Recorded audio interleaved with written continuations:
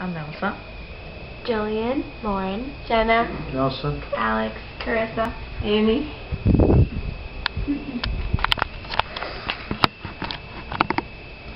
Alright.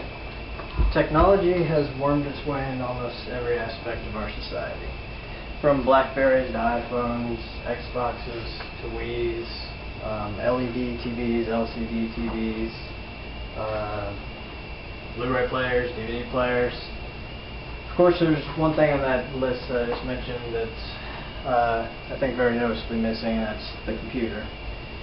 Now, there's nothing I can say about it that hasn't already been said far better by other people, so I think I'll just skip right to saying that since computers are so important to people's both private and personal lives, I think it's logical that you'd want to protect them, and the thing you'd want to protect them from, as many computer users have probably heard of, is of course the computer virus.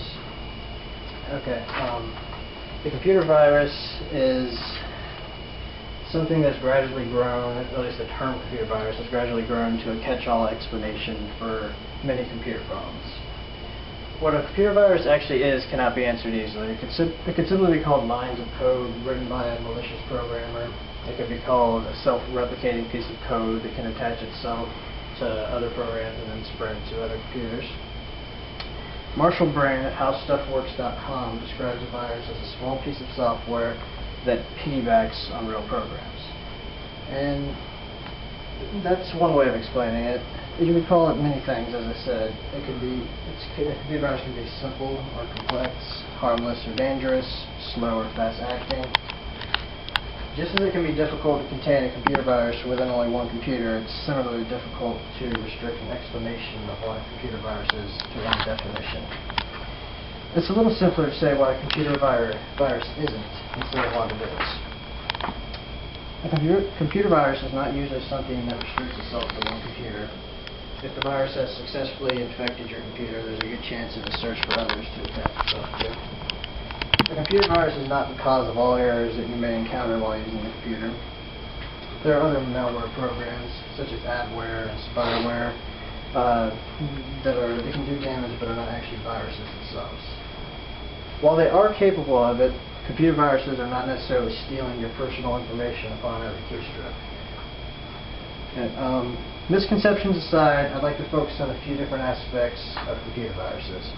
I'd like to talk about the primary virus types, the infection methods of these various types, the different noteworthy viruses that have received recognition over time, ways you can protect your computer from these viruses, and I think I'll start with the different types of viruses. So, I'll begin with the Trojan horse. Named after the Trojan horse that the Greeks presented to the Trojans in the writer Virgil's story of the Trojan War. Trojan horses have been described from Wikipedia's article entitled "The Difference Between a Computer Virus, Worm, and Trojan Horse" as something that appears at first glance to be useful software but will actually do damage once installed or run on the computer. In short, Trojan horses disguise themselves as desirable software so as to lure the user into running them, and then the infection starts.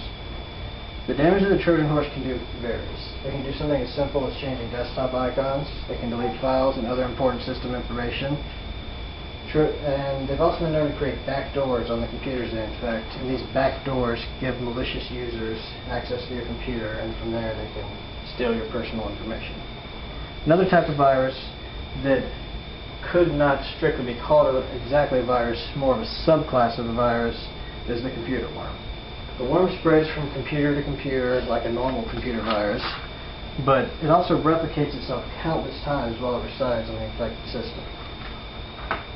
A worm can take advantage of file transfer features on a computer and transfer itself to other computers without any human action.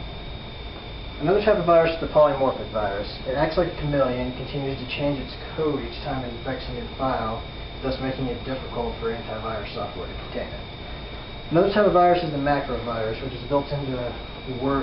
It injects itself into Microsoft Word or Excel programs, general word processing or spreadsheet programs, and from there it'll just wait until someone opens up the file and then the infection will start. One famous type of virus like that is the Melissa virus, which occurred in 1999. It inserted itself into a document and then spread to the infected computer's first 50 contacts in their email address book. But the Melissa virus is far from the only virus that received widespread attention. In fact, there are quite a few more. So here's some more noteworthy viruses I think people would like to know. There's the I love you virus, also known as the love letter or love bug virus.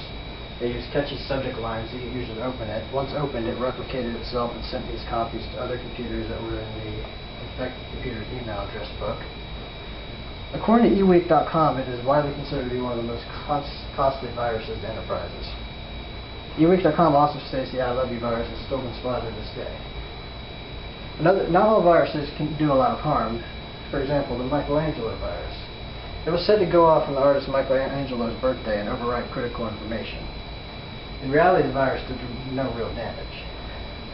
Another type of famous virus is the Maida worm, which is the fastest spreading email worm ever. It was specifically programmed to launch denial of service attacks on Microsoft's website. A fourth popular virus of the past is Code Red, which spread via a flaw on Microsoft's Internet Information Server. The worm was programmed to do three specific things. It hacked various websites and wrote "hacked by Chinese" on them all. It launched concerted attacks on the White House website, and it replicated itself for the first 20 days of each month.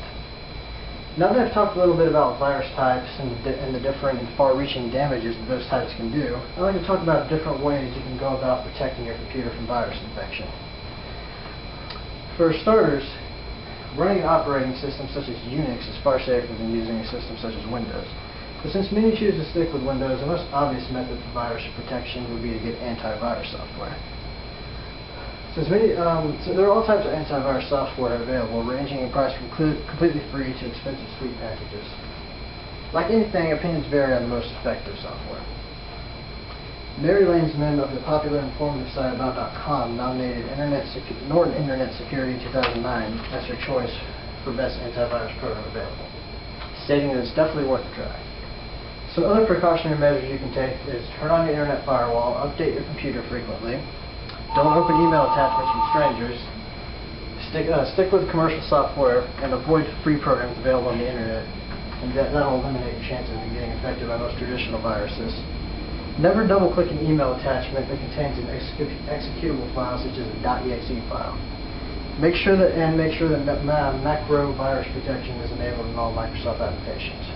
In closing, computer viruses, while not at the root of all computer problems, can still cause great damage to an uninformed and unprotected user. I'd like to think after this speech everyone's better informed on the different types of computer viruses, on important destructive viruses of the past, and on ways to protect the computer from these viruses. I hope my speech has given everyone both a better general understanding of computer viruses and a better understanding of how to protect yourself from them.